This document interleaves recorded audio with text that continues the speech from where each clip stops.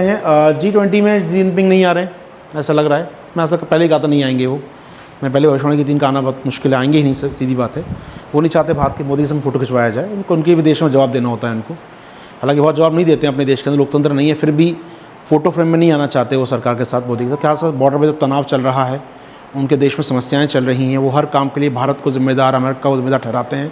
तो उन चाहते हैं जॉय बाइडेन के संग फ़ोटो खिंचवाया जाए, मोदी के संग फ़ोटो खिंचवाया जाए, तो शायद उनको अपनी समस्याएं हैं। वॉटेवर वो नहीं आ रहे हैं, इंडिया नहीं आ रहे हैं वो। विवाद अभी क्लियर हो गई काफ़ी हद तक। तो उनकी जगह उनके जो प्राइम मिनिस्टर हैं या प्रीमियर बोलते हैं वो चाइनीज़ प्रीमियर, एक चाइनीज़ प्रेसिडेंट होता है, एक चाइनीज़ प्रीमियर होता है। अंतर जानिए थोड़ा सा दोनों में क्या है। जैसे वहाँ के विदेश नीति बनाना काम है, मुख्य काम कौन करता है? सारा राष्ट्रपति करता है। वो कम्युनिस्ट पार्टी का हेड भी होता है, वो कांग्रेस का भी हेड होता है वहाँ पर। तो सारे काम राष्ट्रपति करता है, विदेश नीति बनाने से लेकर सारे इकोनॉमी के काम। जो प्रीमियर होते हैं वहाँ पर, जो प्राइम मिनिस्टर रैंक बोल रहे हैं, वो इंटरनल मामलों को देखते हैं, इंटरनल गवर्नेंस को देखते हैं, इंटरनल पॉलिसीज़ को देखते हैं कई बार वो।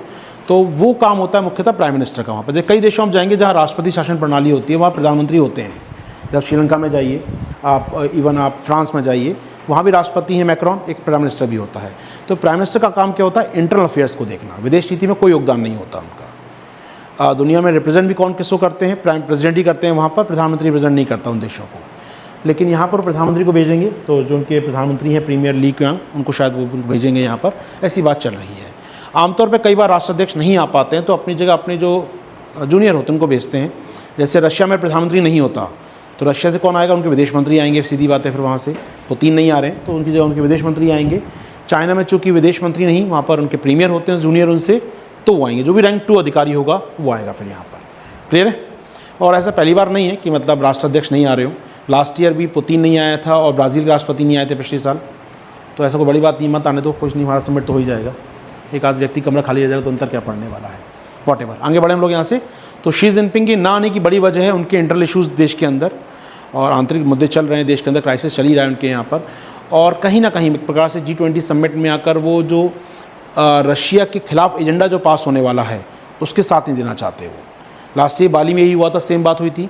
बाली में आपको याद होगा जब लास्ट ईयर समिट था G20 का, वहाँ पर रशिया के खिलाफ एक प्रस्ताव पारित किया गया, उसमें चीन ने साइन करने से मना कर दिया।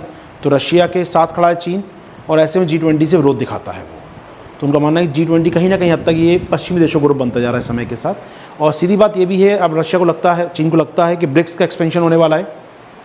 ब्रिक्स बात हम कर चुके, शायद याद होगा, 5 और 6 और आने वाले हैं वहाँ पर। तो ब्रिक्स अपने आप में G10 G20 का रोल बढ़वाने वाला है कुछ सालों में। तो क्यों बना के चला जाए G20 की? बहुत भविष्य है नहीं G20 का उनके साथ, मुझे लगता है अलग ही चला जाए गाड़ी लेकर। तो शायद वो ये सोच काम कर रही है उनकी। वॉटेवर हमारा काम ही नहीं है जहाँ डिस्कस करें, लेकिन हाँ वो नहीं आ रहे हैं। यहाँ पर राइटर कह रहा है हमारा कि 16 प्रीवियस समिट जो हुई हैं, जो 16 मीटिंग हुई हैं 2008 के बाद से लेकर हर साल जो मीटिंग होती हैं, तो 16 मीटिंग में 7 मीटिंग में ऐसा हुआ है कि 2 या 2 से अधिक अध्यक्ष नहीं आए हैं। तो भारत 8वां हो जाएगा, 8वां समिट हो जाएगा इस प्रकार का। 2 अध्यक्ष नहीं आएंगे, कैसा पड़ रहा है। और 3 बार ही केवल ऐसा हुआ है जब पूरे 20 के 20 या 19 प्लस 1 राष्ट्र पहुँचे हों वहाँ पर। एक EU है चूँकि उसके अंदर, तो EU राष्ट्र नहीं बोलते हम लोग, तो EU के अध्यक्ष आए हों, 19 देशों के राष्ट्र अध्यक्ष आए हों। 3 बार केवल ऐसा हुआ 16 में से। तो कोई बड़ी बात नहीं है, मैं सो रहे होने दीजिए आराम से, कोई समस्या नहीं है।